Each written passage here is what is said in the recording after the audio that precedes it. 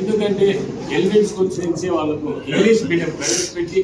ఎందుకంటే నా బిడ్డలు లండన్ అమెరికా లాంటి దేశాల్లో చదువుతున్నారు, ప్రతి పేదవాడి బిడ్డ కూడా లండన్ అమెరికా లాంటి దేశాలు చదవాలి అని ఆలోచన చేసిన వ్యక్తి జగన్మోహన్ రెడ్డి గారు. అదేవిధంగా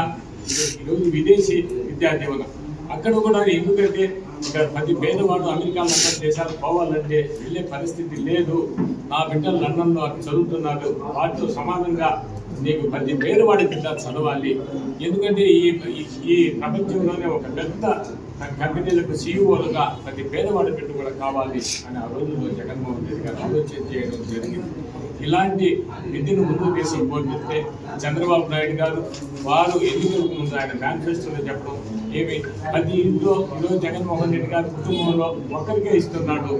నేను మీ ఇంట్లో ఎంతమంది ఉన్నా నీకు 15,000, నీకు 15,000 అని 45,000, 50,000, మీకు 60,000 వస్తాను ప్రతి ఇంటికి అని చెప్పి ప్రజలు